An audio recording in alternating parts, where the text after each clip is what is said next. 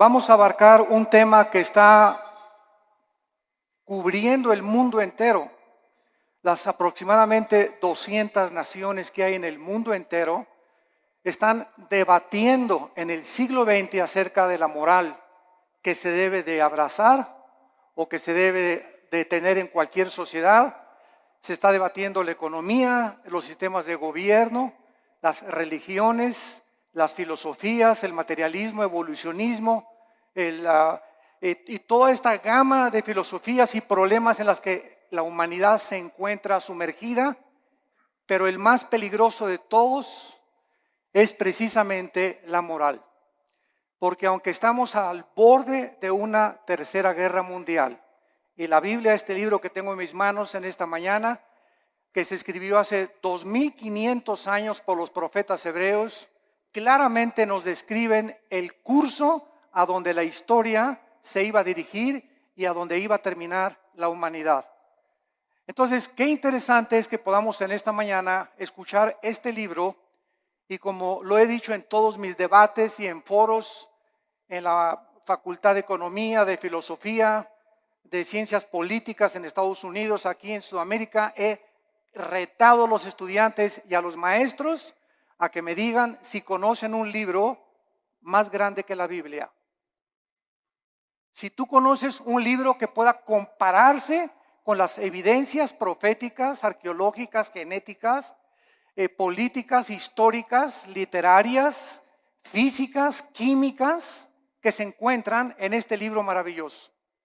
Pero más que cualquier cosa, el desafío sigue lanzándose para que nos contesten qué religión o qué sistema de pensamiento nos puede decir el origen del ser humano y del universo. Más que especulaciones, hipótesis y filosofías, que venimos de los changos, que el universo brotó de una explosión, Big Bang, etcétera, etcétera. Bueno, si así fue, ¿quién produjo la explosión, señor ateo? Entonces, nos damos cuenta que al examinar cuidadosamente todos los temas de pensamiento, encontramos una ilógica y una irracionalidad que raya en la locura.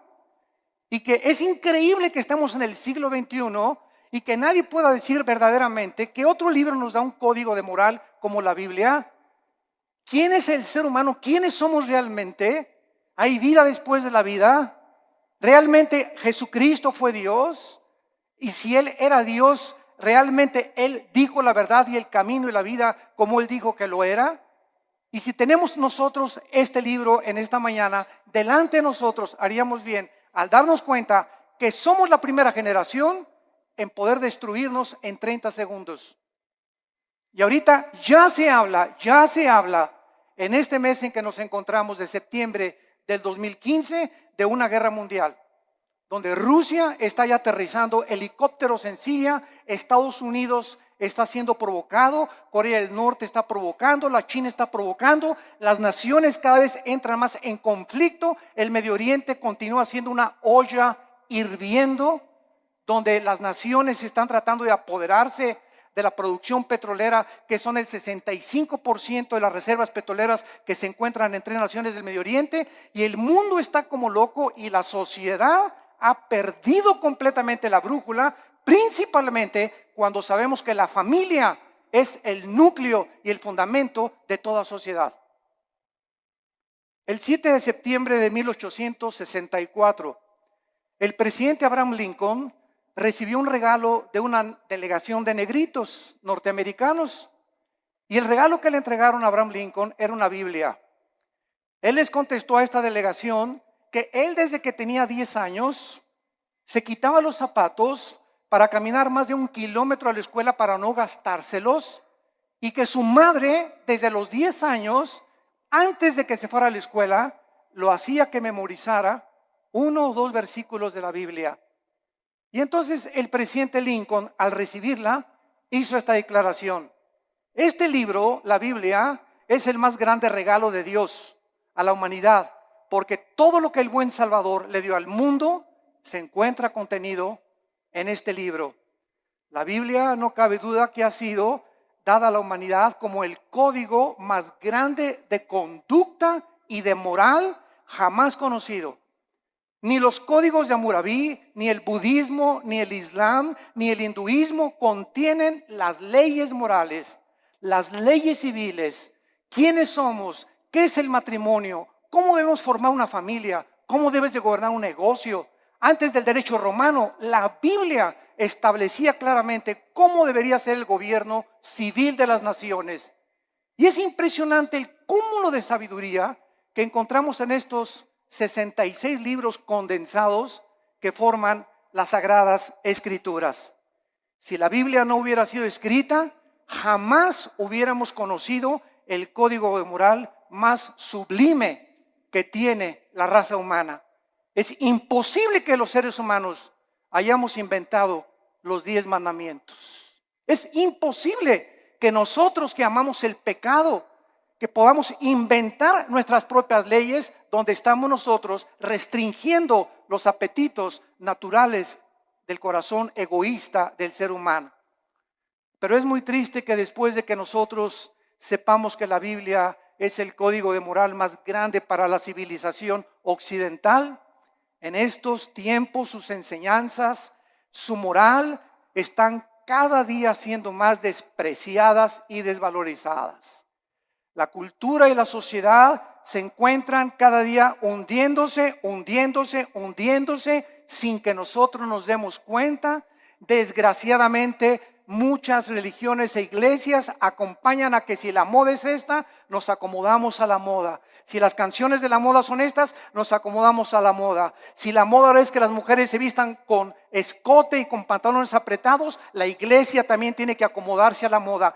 Desgraciadamente, no se nos ha olvidado que somos una nación diferente, somos un pueblo adquirido por Dios para poder ser diferentes precisamente a donde va la cultura de la sociedad común y corriente.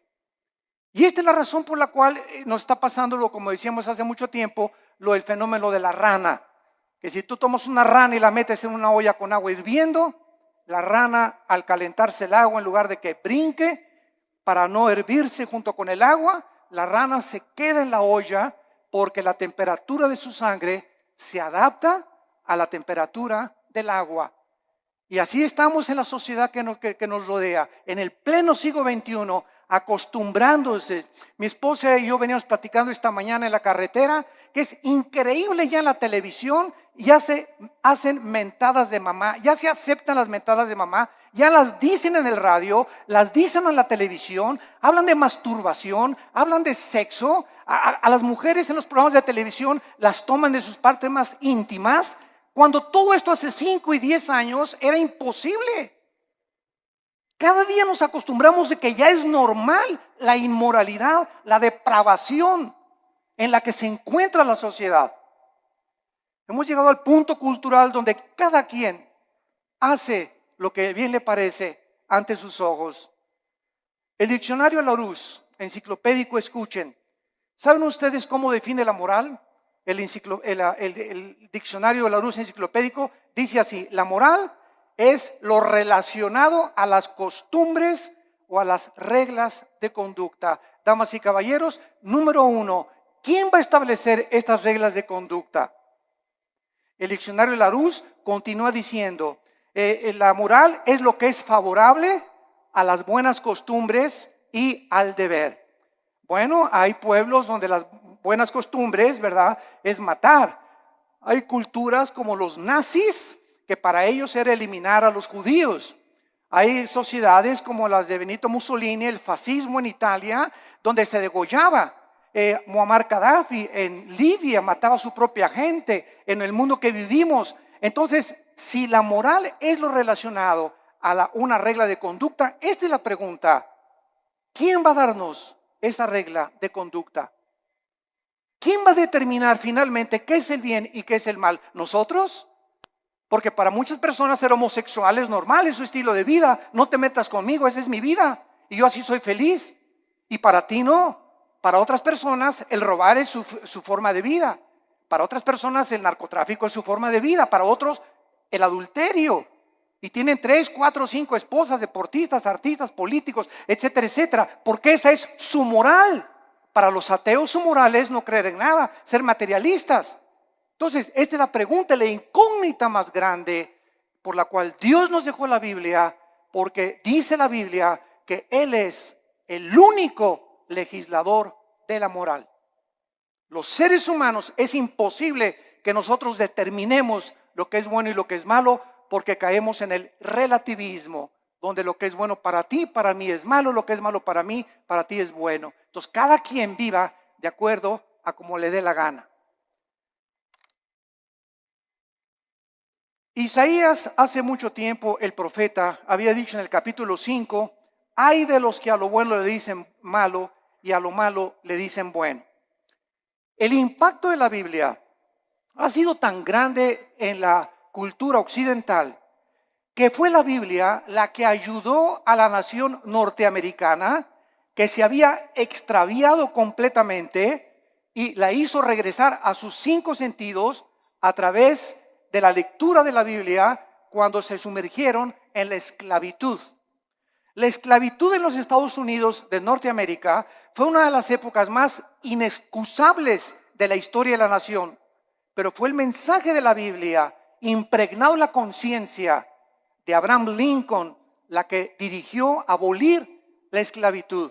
En Inglaterra, William Wilberforce, en 1833, miembro del Parlamento británico, hizo una larga cruzada contra la esclavitud basada en la Biblia.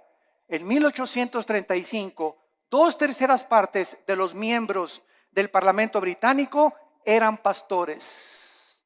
2/3 partes del Parlamento británico eran hombres de Dios que tenían la Biblia como su única regla de conducta y de moral. Ahora muy bien, una vez que nosotros comenzamos a cuestionarnos que no podemos nosotros crear nuestra propia moral, este es el principal argumento de muchos ateos y humanistas con los que nos hemos enfrentado en debates. Ningún ser humano podría crear su propia moral, porque si lo hace, se colocaría en el lugar de Dios. O sea, yo tengo la omnisciencia, tengo el conocimiento del mundo, yo sé perfectamente bien qué es bueno y qué es malo, y nadie me tiene que decir lo que sucede con mi vida. Esto fue lo que sucedió con los nazis, con José Stalin, con Mao Zedong, con Idi Amin, con Saddam Hussein, con Friedrich Nietzsche, con Bertrand Russell, con Jean-Paul Sartre, con Carlos Sagan, etcétera, etcétera. Todos estos ateos intentaron establecer su propio código de conducta y de moral que los llevó a la desesperación, a la confusión, a la depresión y a la muerte de más de 100 millones de personas en el siglo XX. La muerte de más de 100 millones de personas en el siglo XX, el siglo más sangriento de la historia, donde alcanzamos los niveles más altos de la ciencia y de la tecnología y descubrimientos científicos, aunado a ser el siglo donde más sangre, donde más guerras se han derramado y más revoluciones. Y esto es una contradicción, es una paradoja. ¿Cómo es posible que el ser humano se cree inteligente, lleguemos a la luna y la época del cibernet y el iPhone, etcétera, etcétera, sin darnos cuenta que interiormente nos estamos desintegrando moralmente? Y este es el engaño más grande, de creer que si por afuera hay dinero, y por afuera hay aplauso, y por afuera hay alabanza, y por afuera hay honor, y títulos, y estatuas, y doctorados, y licenciaturas, por dentro la mayor parte de estas personas son personas desintegradas en su carácter, donde moralmente destruyeron su familia, no les importaron sus hijos, alcanzaron el mundo y van a perder su alma si no se arrepienten antes de que la muerte te sobrevenga. Cuando los nazis sobrevivientes de la Segunda Guerra Mundial, en el famoso juicio de Nuremberg, en 1947-48, en Berlín, Alemania, fueron juzgados, alegaron que ellos habían cometido genocidio porque estos 6 millones de personas que habían matado, ellos no le llamaban matar ni asesinar, le llamaban eliminar por causa del partido. Ellos nunca le robaron a nadie porque ellos le cambiaron la palabra robar, ellos expropiaron solamente. Entonces nos damos cuenta cómo podemos barnizar lo que la Biblia llama pecado. Matar es matar y robar es robar. Entonces, la gente, para justificar sus acciones inmorales, tiene forzosamente que cambiar la definición de muchos términos que se encuentran en la Biblia. El famoso escritor anticristiano Bertrand Russell escribió un libro llamado ¿Por qué no soy cristiano? Pero no dijo las causas de por qué no era cristiano, por la cantidad de mujeres que tenía. El ateo alemán Nietzsche, Friedrich Nietzsche, escribió Dios está muerto, porque a Nietzsche no le convenía que Dios existiera, ni que hubiera un ser sobrenatural que le dictara reglas de moral y de conducta, porque era homosexual. Y acabó loco en un hospital psiquiátrico. El escritor francés Jean-Paul Sartre, el padre del existencialismo, en la época de los 60 del siglo XX, escribió 2 libros famosos, La náusea y El muro, donde relata la desesperación Sartre de vivir sin ningún propósito ni significado en la vida. Antes de morir, Sartre le dijo a su esposa, a su hija en los 60, hija, he vivido durante mucho tiempo atacando a alguien que no existe, gastando mi intelecto y mis emociones y mis sentimientos, luchando contra aquellos que creen que sí existe. Y al final de mi vida reconozco, y fue muy honesto Sartre, dijo Sartre, reconozco que al final de mi vida he desperdiciado, porque hasta este momento mi filosofía nunca me ha permitido descubrir para qué nací, mi propósito ni la razón de mi vida. Muero conforme a lo que dije en mi libro, la vida es una náusea. La pregunta consecuente es, ¿qué moralidad entonces podemos seguir si nosotros podemos escoger la moralidad? ¿La de Dios o la del ser humano? ¿Cuál sigues tú? ¿Cuál es el tipo de conducta que tú llevas en la vida? El famoso presidente de la Universidad de Yale en Estados Unidos, en una reunión cuando comenzó el curso de la universidad, les dijo las siguientes palabras. En el primer día de clases, Dios no existe, por lo cual cada uno de ustedes puede escoger su propio estilo de vida y su código de conducta y de moral. Un alumno inmediatamente se paró y le replicó y le dijo, ¿cuál moral? ¿La de usted, la de Hitler o la de Nietzsche? El materialismo es la filosofía que enseña que no existe nada más que la materia. En otras palabras, nada tiene significado. Todo carece de propósito, como decía Carlos Sagan, el ateo astrónomo. No nos diferenciamos de los animales en nada. No existe ningún código de conducta ni de moral absoluta. Todo es relativo. Es muy triste que al sacar a Dios de nuestras ecuaciones se haya podido llegar precisamente a estas conclusiones absolutamente irracionales. Ahora nosotros podemos ver otra opinión de un hombre muy famoso francés llamado Pierre Cabanis, que en 1808 dijo lo siguiente. Él era un fisiólogo francés. Escuchen lo que dijo esta persona que tuvo los premios más grandes del siglo XIX en investigación científica. Él dijo lo siguiente en su libro: las secreciones cerebrales hacen los pensamientos, así como el hígado produce el líquido biliar. De acuerdo a esta manera de pensar, si creemos lo que esta persona dijo, entonces las secreciones biliares no pueden ser controladas por el hombre, así como tampoco podemos controlar nuestros pensamientos, porque todos son secreciones químicas. Tratemos de racionalizar esto, por el amor de Dios, por 30 segundos. Si el ser humano es el resultado de un accidente biológico que surgió por accidente de reacciones químicas y fuerzas impersonales, entonces sería imposible hacer una distinción, lógicamente, entre el bien y entre el mal. Por lo tanto, todo lo que pensamos son reacciones químicas de calcio, fosfato, azúcares que operan en nuestro cerebro. Tal vez los asesinos van a concluir que tienen demasiada violencia porque tienen mucho azúcar en el cerebro. Estas son las conclusiones de fisiólogos, de ateos, de científicos, de personas que profesando ser sabios, dice Romanos 1, 21 y 22, se convierten en necios. Quieren trascender el mundo empírico. Quieren creer que ellos pueden conocer todo el universo y el 100% de los pensamientos y los caminos del creador del universo, el legislador y el sustentador que envió a Cristo a morir por nosotros en una cruz hace 2000 años. Y esta soberbia, porque la Biblia dice que fue soberbia lo que hizo precisamente que cayera Lucifer, el querubín que inició la rebelión cósmica contra Dios, la soberbia. Y esta soberbia fue contagiada al ser humano.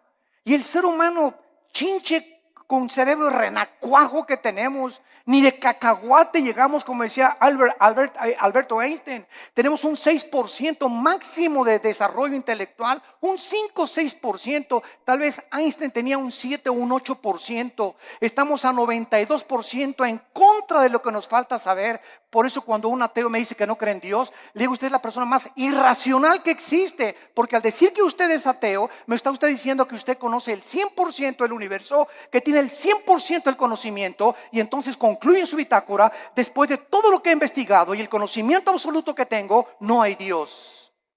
Esto es anticientífico, señores ateos, señores materialistas, señores evolucionistas, personas que abrazan filosofías sin pensar un poquito porque no les conviene creer en Dios.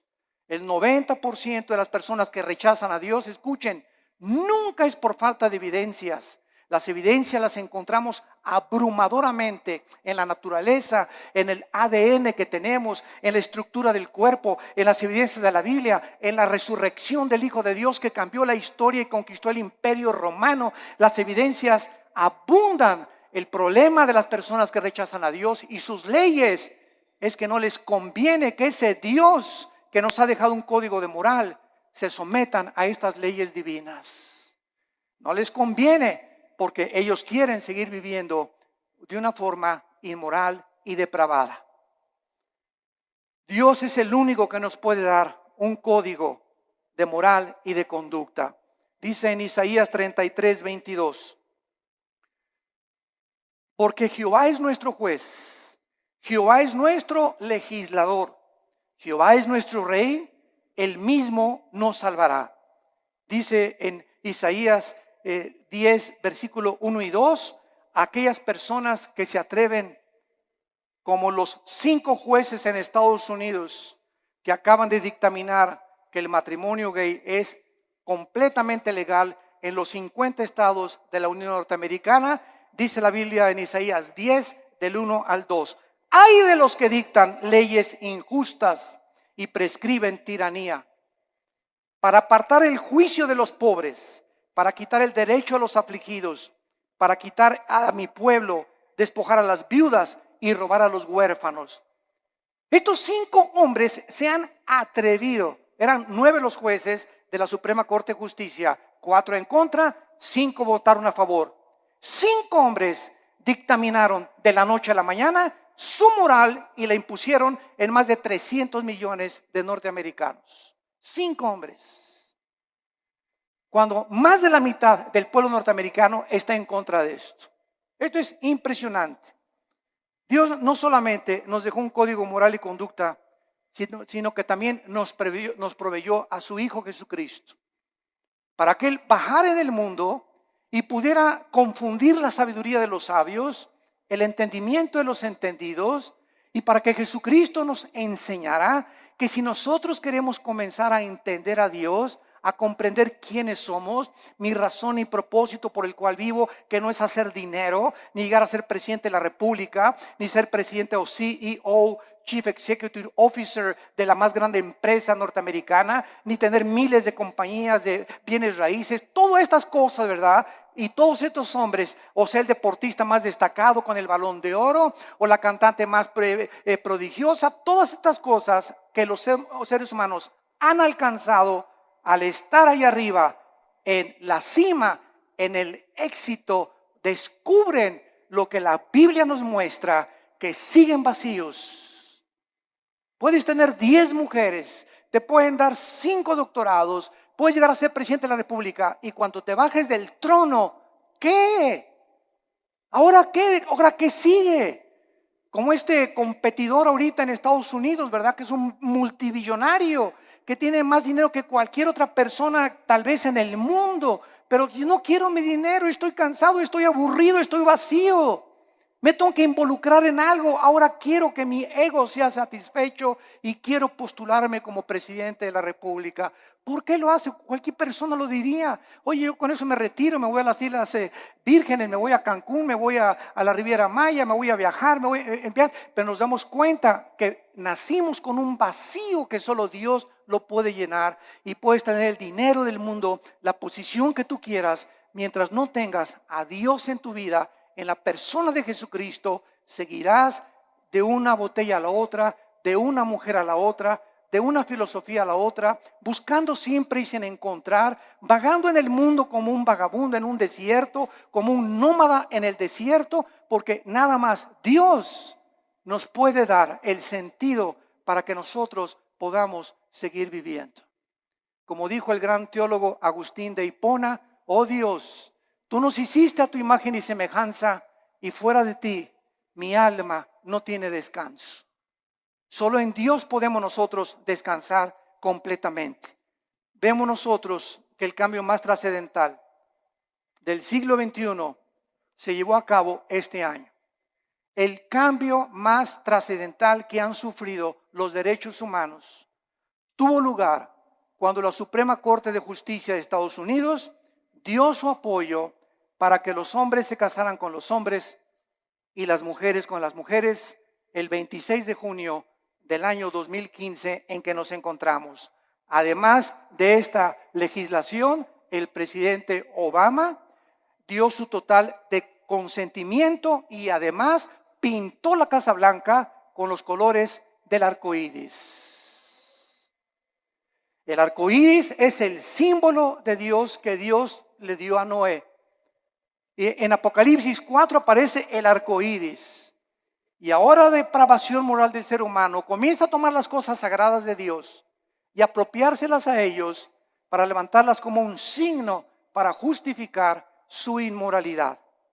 Hasta este momento había 37 estados de la Unión Norteamericana que ya habían legalizado los matrimonios del mismo sexo.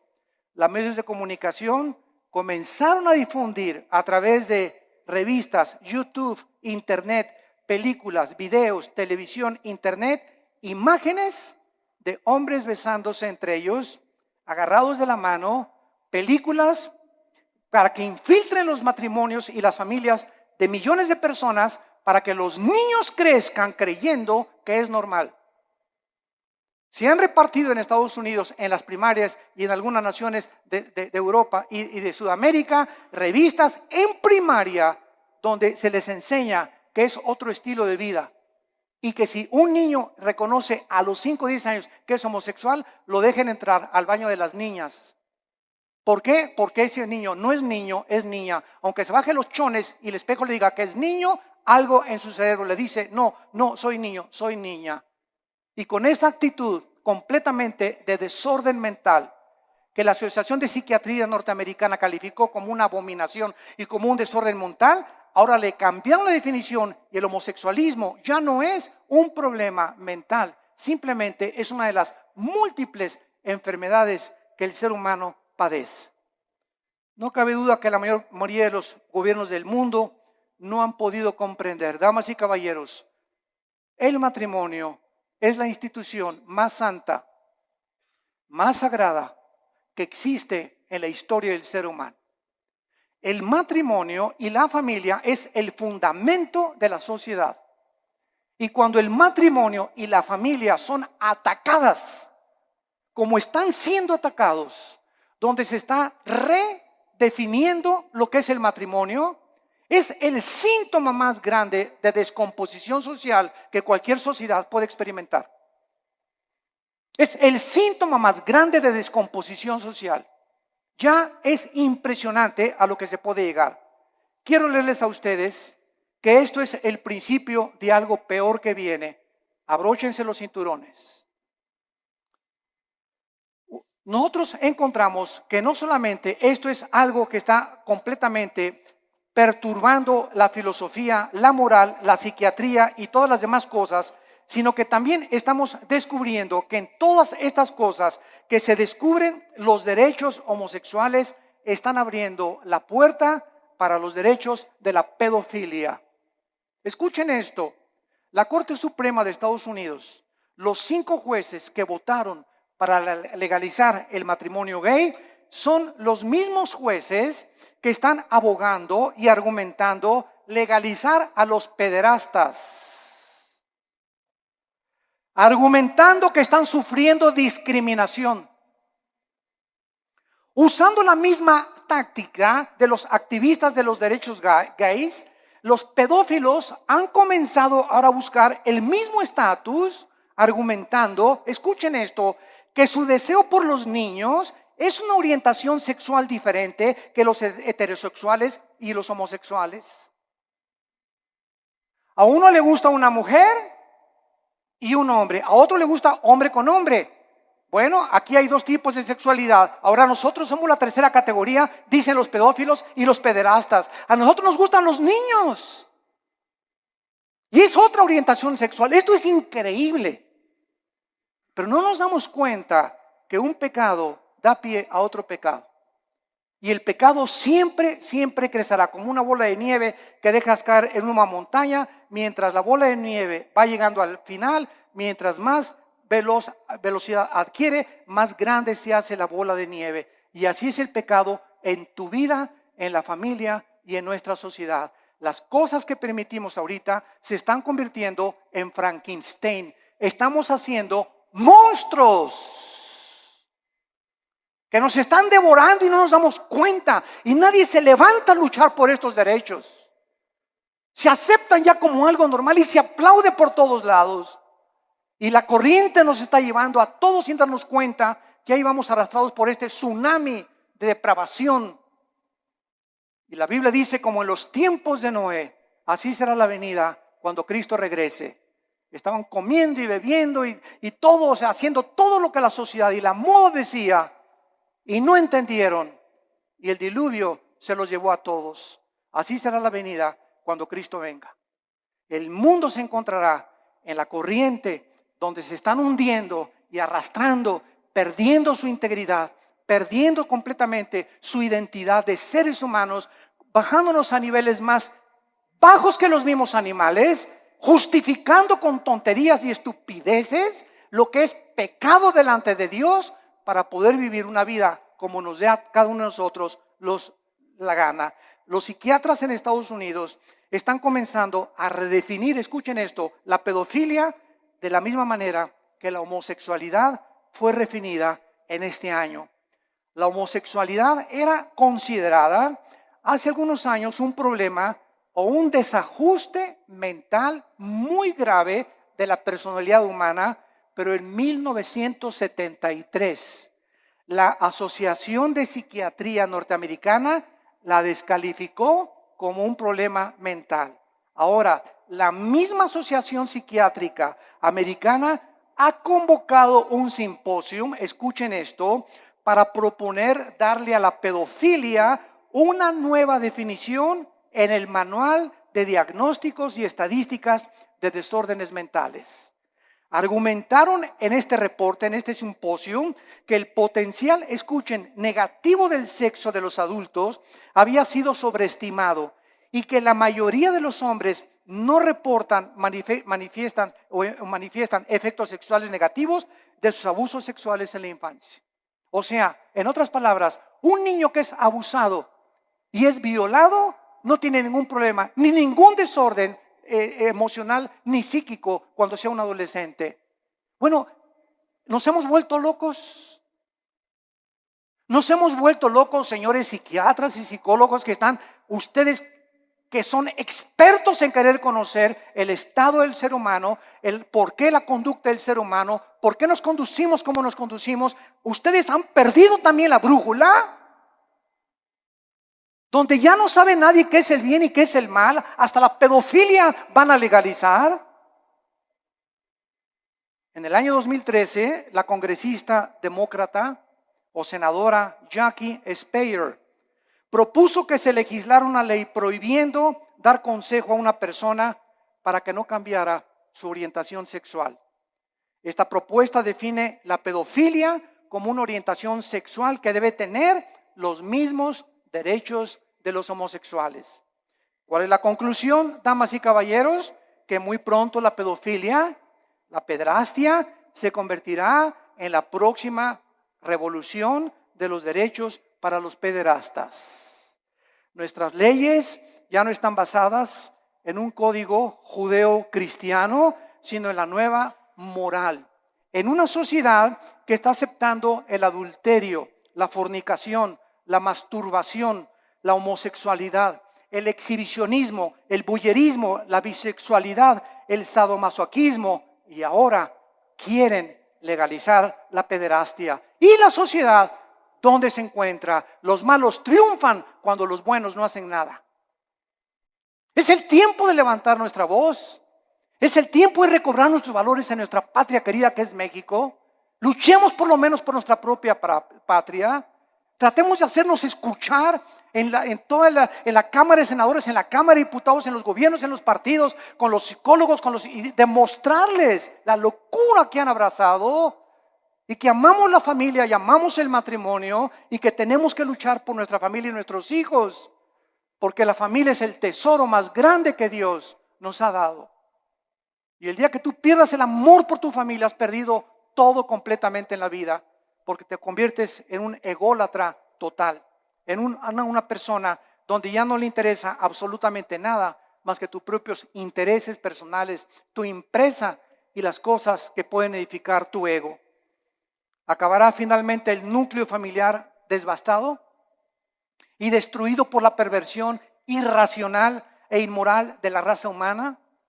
¿Hacia dónde queremos que vamos a acabar? ¿A dónde creemos que vamos a llegar con estas leyes donde el diseño de la familia está siendo destruido? ¿Qué seguirá después de la pedofilia? ¿La poligamia? ¿También se va a legalizar tener 3 o 4, como la religión mormona lo permite, 3 o 4 esposas? La mayoría de la humanidad no tiene ni siquiera concepto de quién instituyó el sagrado vínculo, el matrimonio, ni con qué propósitos. El matrimonio no es un invento de los seres humanos. El matrimonio fue instituido por Dios en la Biblia. Desde el capítulo 2 del Génesis, Dios dijo: dejará el hombre a su padre y a su madre, se unirá a su mujer, no a Pancho, ni a Roberto, ni a Carlitos. Se unirá a su mujer del sexo opuesto y se unirán los dos. Y esta es la razón, dice la Biblia, por la cual le di órganos sexuales al hombre, órganos reproductores sexuales a la mujer. Al león lo hice león, a la leona la hice leona, al chango es chango, a la changa es changa. La misma naturaleza nos muestra que es antinatural. Nunca verás a un león arriba de otro león, ni a un hipopótamo arriba de otro hipopótamo, ni a una jirafa arriba de otra jirafa, a menos que tengan el sexo combinado. O que también el sexo es otro accidente en la naturaleza, señores materialistas evolucionistas. ¿Es otro accidente también? Si no nos conformamos al código moral, veamos la naturaleza. ¿Por qué existen los sexos? ¿Apareció también por accidente el sexo? O sea, como le dije yo a un maestro evolucionista en una universidad, usted se burló conmigo y me dice: ¿usted es de los que cree que venimos de Adán y Eva? Y le dije: ¿usted es de los que cree que venimos del chango? Y me dijo: ¿a qué se refiere usted? Le dije: los evolucionistas y los materialistas, escuchen bien, no tienen una sola evidencia científica de una mutación de una especie a otra especie. Han pasado más de 150 años del libro de Darwin, El origen de las especies, y hasta este momento nunca se ha encontrado una mutación entre una especie y otra especie. Es una teoría que es aceptado como una verdad, porque así lo dijo Goebbels, el ministro de propaganda de los nazis. Cuando una mentira se propaga 100 años, se acaba aceptando como una verdad. Y ahorita las universidades, van ustedes al Museo de Historia de México, a cualquier museo en el mundo, y encontramos que se describe que venimos de los animales, que de un dinosaurio nos convertimos hombres, o de un pez se convirtió en una jirafa, o un hipopótamo se convirtió en un chango o en una cabra. Esto es al mismo tiempo los mismos aminoácidos, la misma biología, la misma genética. La misma ciencia nos muestra que es anticientífico. Pero ¿por qué lo abrazan? ¿Por qué lo creen? Repito, porque no tienen otra alternativa. No saben qué explicarle a la gente. Porque el día que digan que no es cierto, tienen que aceptar la Biblia. Porque es la única opción que se les presenta. Y es tan grande la soberbia intelectual de los maestros y de los científicos que es una humillación decir, estábamos equivocados y la Biblia tenía la razón. Esta es la verdadera razón que se encuentra en el corazón tan corrupto del ser humano. La familia es el tesoro más grande que la Biblia nos pueda mencionar. Y encontramos en el libro de Levítico, claramente en el Antiguo Testamento, lo que Dios piensa acerca de la homosexualidad. Dice la Biblia en el versículo 19, vean ustedes las leyes morales de Dios dadas, damas y caballeros, hace más de 2500 años. Vean ustedes estas leyes que los seres humanos no pudimos haber inventado. Dice Levítico capítulo 18, versículo 19. No llegarás a la mujer para descubrir su desnudez mientras esté en su impureza menstrual. Antes que se descubriera la circulación de la sangre, la Biblia, cientos de siglos de anticipación, prohibía que el hombre abuse o tenga relaciones sexuales durante la menstruación con su mujer. Y más tarde ya se explica a los científicos por qué. Estas son leyes de hace cientos de siglos. Versículo 20, no tendrás acto carnal con la mujer de tu prójimo, contaminándote con ella. Versículo 22, no te echarás con varón como con mujer. Es abominación, dice Jehová de los ejércitos. Es abominación que un hombre se acueste con un hombre y una mujer con una mujer, porque han roto las leyes de la naturaleza. Están yendo en contra de la naturaleza, de la natura. Y cuando vamos en contra de la naturaleza, como el ser humano ha ido en los últimos años y siglos, nos damos cuenta que ahora es la naturaleza la que se vuelve enemiga de nosotros. ¿Y por qué hay tantos tsunamis y el fenómeno del niño, deshielos en el Ártico, contaminación de los mares, de los alimentos, del aire, problemas de incendios, problemas de terremotos? ¿Por qué? ¿Y Dios dónde está Dios? Dios está sentado en su trono y desde su trono nos dice, el pecado de ustedes ha hecho que la naturaleza se vuelva su enemiga. Y es lo que no nos damos cuenta, que la vida moral del ser humano está íntimamente relacionada en la Biblia con la naturaleza. En el momento en que Adán y Eva pecaron, las flores nacieron las espinas. Los animales comenzaron a producir veneno.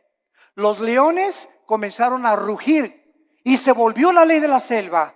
Antes no era así, pero aunada el pecado con la naturaleza, nos muestra la Biblia la íntima relación que existe, y somos nosotros a los que hemos llegado y los que hemos producido lo que está sucediendo en el mundo entero. En el capítulo 24 de Isaías, Dios nos muestra y nos advierte con estas palabras tan solemnes y lo que dice hace 2700 años. Escuchen esto, estoy leyendo, señores historiadores que nos visitan, o sociólogos, estoy leyendo un libro que fue escrito hace 2700 años, o sea, 700 años antes que Jesucristo, por el profeta Isaías. Este libro que fue escrito 700 años antes de Cristo fue encontrado en las ruinas de Qumran en 1946 al 48. Se encontraron los papiros ahí en un grupo de beduinos que los descubrieron y de repente descubrieron que era el libro de Isaías con otros libros de la Biblia. Y si tú vas a Jerusalén, al Museo de Historia o del Holocausto, vas a encontrar que pusieron el libro de Isaías todo alrededor de un cristal para que veas que hace 2700 años el libro que tenemos en la Biblia es exactamente lo que ese pergamino dijo, comprobado por los arqueólogos y los antropólogos y los investigadores, que es realmente genuino. La historia, la arqueología, la historia, la geografía nos da testimonio que todo lo que la Biblia dice es verdad, respaldado por la ciencia misma. Y dice Isaías capítulo 24, has escrito hace 2400 años, la tierra, versículo 3, será completamente vaciada, completamente saqueada, porque Jehová ha pronunciado esta palabra. Se destruyó, cayó la tierra, enfermó, cayó el mundo, enfermaron los altos pueblos de la tierra. Otra vez, hace 2700 años, se profetiza que una enfermedad terrible iba a contaminar a los habitantes de este mundo.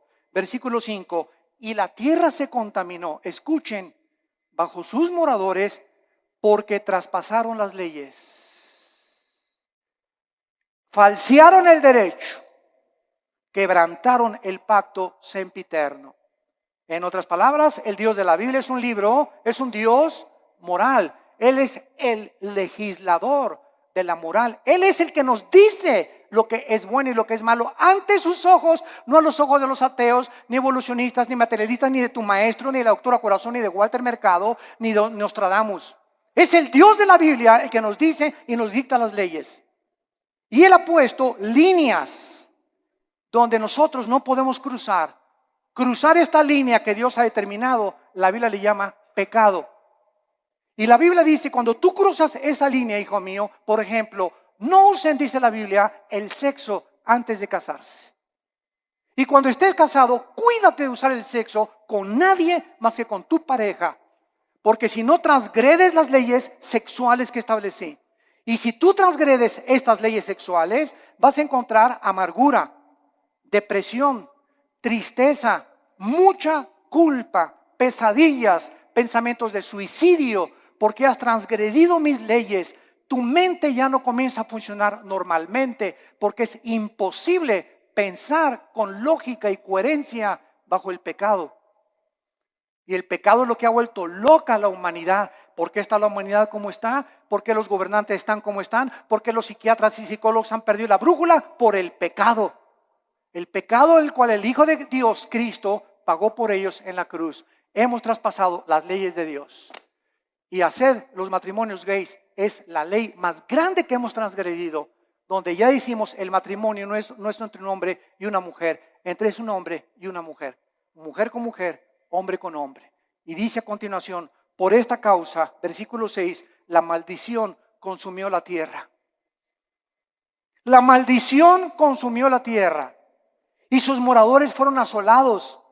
Por esta causa fueron consumidos los habitantes de la tierra y disminuyeron los hombres. Damas y caballeros, el mundo se encuentra bajo un juicio de Dios muy grande. No se imaginan lo que va a suceder en los próximos meses o en los próximos años.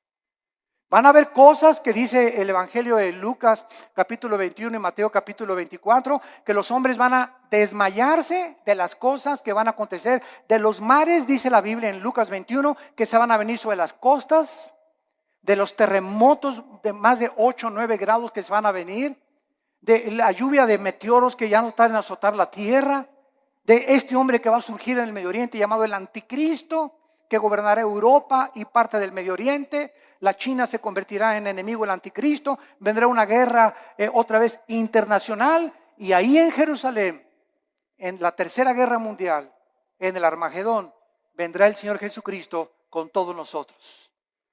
Porque antes de que todas estas cosas pasen, nosotros nos vamos a casa. No sabemos el día ni la hora.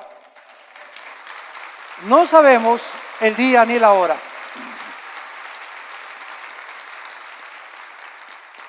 La persona que se atreva a decir, en esta fecha viene Cristo, es un falso profeta, es una falsa profeta.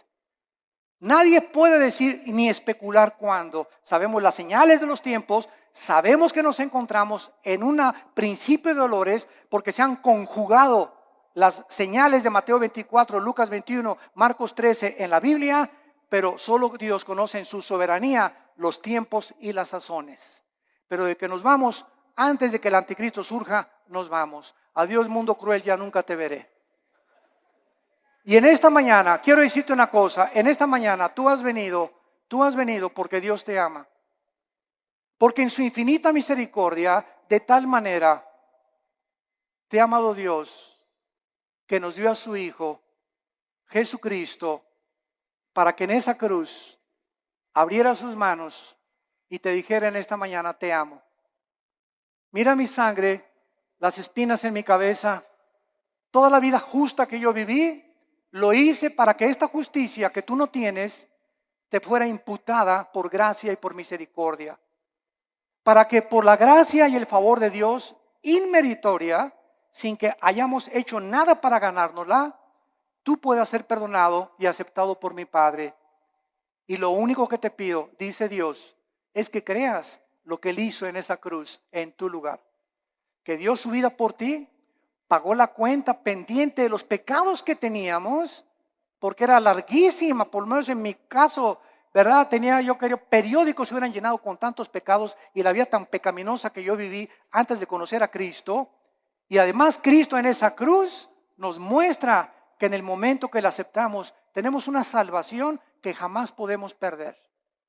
Una salvación que está garantizada y sellada por el Espíritu Santo. Nosotros será imposible que seamos sellados con el 666 o el sello de la bestia, porque ya estamos sellados ante los ojos de Dios.